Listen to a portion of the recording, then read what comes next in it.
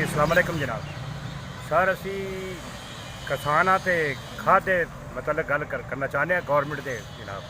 असी जनाब कुछ 15-20 दिन तो जनाब जलील हो रहे हैं। सानू ना जनाब खाद मिलती है ना कुछ झूठे वादे। सर असी इत्थे जलील हो गए। कल भी जनाब साढ़े पूरे इलाके के किसान इत्थे जनाब इकट्ठे हुए सी।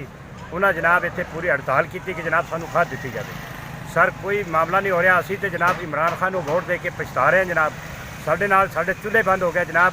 इन्ना साढ़े नाल जुल्म हो रहा जी। साडा कोई बंदा नहीं, कोई गौरमेंट ना साडी कोई गल सुनती है जनाब, ना कोई इत्थे कोई होर बंदा साडी गल सुनता है, ना सानू सर पैसे नाल भी खाद नहीं मिल रही।